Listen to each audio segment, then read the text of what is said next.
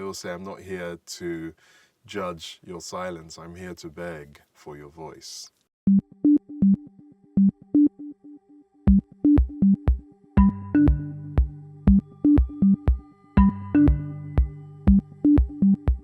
I've been working with Save the Children for a while, and initially with projects in the UK.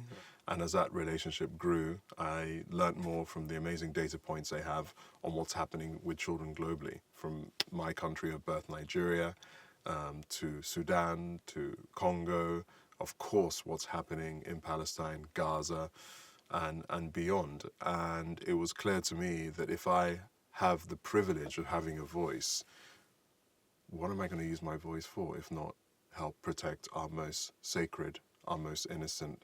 The best version of humanity is in our children. And to live in a world where we have ample resources, where children are suffering, is just something I refuse to look away from. I'm always very moved by the people on the ground, from the local communities that work with Save the Children, that many of them are going through a hard time themselves, but they're so dedicated and focused in protecting mothers, babies, children. That sense of service is really infectious for me. I traveled to Cairo with Save the Children to spend time and work on a special photographic project with children from Gaza. It was an amazing time where we learned very quickly how to use the cameras, and I felt like the children were teaching me within a very short period. They had a real sense of composition. They knew exactly how to pose and learnt more about light. Before we knew it, they were helping each other pose, looking for good window soft light. They were rushing to show me. So many of them were coming, look, what do you think? And I was like, this is really strong work. I was certainly not this good when I first picked up a camera. And I think we have quite a few real poets of light on our hands there. They were really happy to know that they got to keep the cameras, so now it isn't just a one-off.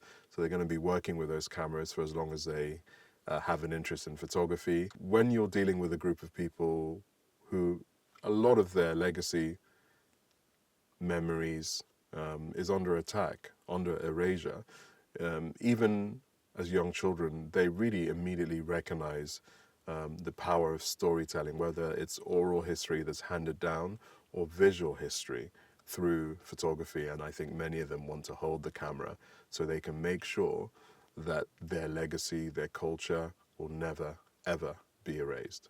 You see the amount of devastation that has come from the bombs that have been dropped on Gaza. With children, trauma can manifest itself in many different ways, in different stages as they mature, and they need gentle and persistent observation and care by people that know what they're doing, which is why the team at Save the Children and the volunteers based in Egypt are doing absolute critical work to make sure these children feel seen, feel safe, feel listened to, but also are allowed to thrive and be young. Children, as I've always said, are the closest thing to the celestial.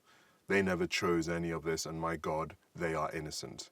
And we cannot have them being killed, live streamed to us, and look away. That is not a society that I want to recognize.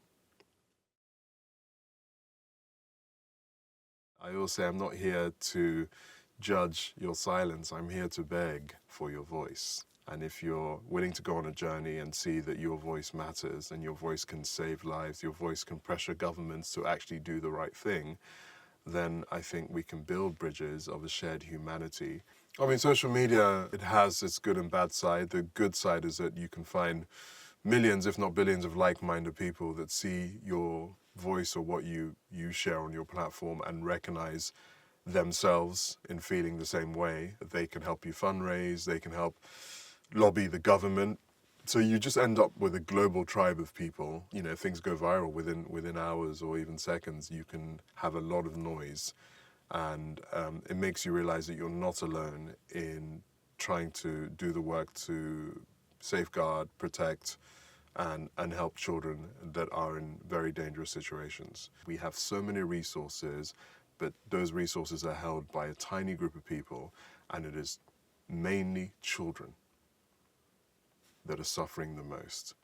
And we can change that. We can change that all within our lifetime if we have the will and the sense of justice within our hearts to work together and help organizations like Save the Children continue to do the work that they do. What keeps me inspired is to be a storyteller, being an observer of the human condition,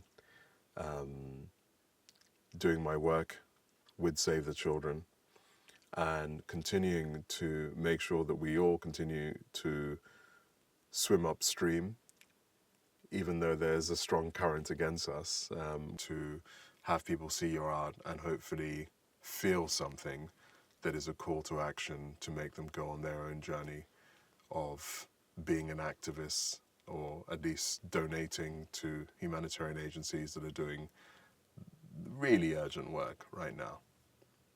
If I could send one message to the world through my photography, it would be the vibes for the next decade must be two words: moral clarity.